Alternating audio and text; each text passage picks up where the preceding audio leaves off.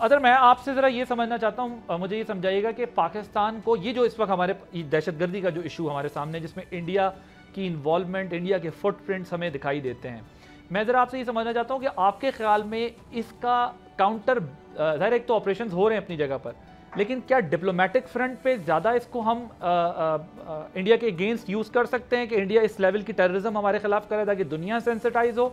1 2, आपके ख्याल में काइनेटिक ऑपरेशंस इसका हल हैं?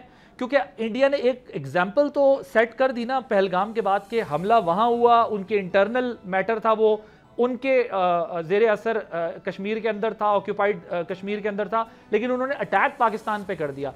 तो can we go to any extent, because Hasan तो अभी सिर्फ अफगानिस्तान की तरफ इशारा दे रहे हैं, क्या हम इंडिया की तरफ भी दोबारा फिर सकते हैं या फिर हम आगे जा सकते हैं कि जहां जहां से ये सारा कुछ होता है?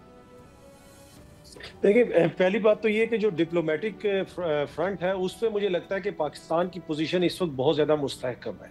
और ये जो खुजदार का बदकिस्मत सानिया पेश आया, उसके बाद जिस तरीके से यहाँ पे हुकूमत ने इस केस को टेकअप किया, सारी जमातों ने उसके ऊपर बात की, हुकूमती ऑफिशियल्स ने बात की, आज इंडिया मजबूर हुआ है, इंडिया की जानिब से स्टेटमेंट दी गई है कि जी हमारा इससे कोई ताल्लुक नहीं है।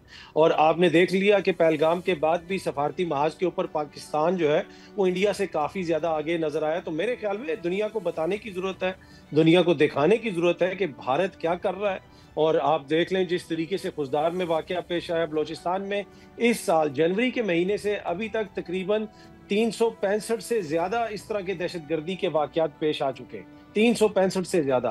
तो उससे आप अंदाजा लगा सकते हैं कि यहाँ पे कितनी बड़ी तादाद में दहशतगर्दी हो रही है। और वाज़े तौर पे आपको भारत का, इंडिया का फुटप्रिंट भी नजर आता है। अब जहाँ तक ऑपरेशन का ताल्लुक है, देखें जी, ऑपरेशन तो पहले भी IPOs वगैरह हो रहे थे, वो बलोचिस्तान के अंदर अभी भी हो रहे हैं और आगे भी होते रहेंगे, खैबर पख्तूनख्वा के अंदर भी हो रहे हैं। जो ये है कि क्या इसके नतीजे में पाकिस्तान किसी और मुल्क में जाके हिट कर सकते हैं? नहीं, मेरा नहीं ख्याल कि इंडिया की हद तक। देखें, ना हम एक बड़ी जंग इंडिया से लड़ सकते हैं, ना एक बड़ी जंग इंडिया हमसे लड़ सकता है। दोनों ममालिक की जो मिलिट्रीज हैं, पावरफुल मिलिट्रीज हैं, दोनों न्यूक्लियर ताकतें हैं।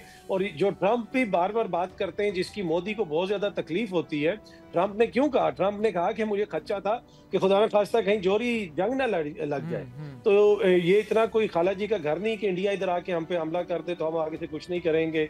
और इसी तरीके से अगर हम वहां पे कोई हमला करेंगे तो वहां से आगे हमें भी जो है हमें भी नुकसान हो सकता है। तो बेहतर यही है कि जो इधर लोग मौजूद हैं उनके खिलाफ कार्रवाई हो, और इंडिया की जो उनके लिए सपोर्ट है, जो फाइनेंशियल सपोर्ट है, उसको पकड़ा जाए, उसको एक्सपोज किया जाए और आलमी सतह पे एक बयानिया बनाया जाए। और भारत की रियासत तो काफी हद तक वैसे भी एक्सपोज हो गई है, जिस किस्म की हरकतें उन्होंने कनाडा में की, दीगर जगहों पे की। और यही वजह है कि आज मोदी को अपनी जमात के अंदर कोई रीजनेबल बंदा नहीं मिला। वो कांग्रेस से शशि थरूर को बुला के भेज रहे पूरी दुनिया में अपना मुकदमा दिखाने के लिए। तो मेरे ख्याल में सो फार पाकिस्तान ने मिलिट्री मैदान में भी इनको शिकस्त दी है, शिकस्त नहीं दी बल्कि बुरे तरीके से शिकस्त दी है। और डिप्लोमेटिक फ्रंट पे भी पाकिस्तान मुझे बहुत आगे नजर आ रहा है।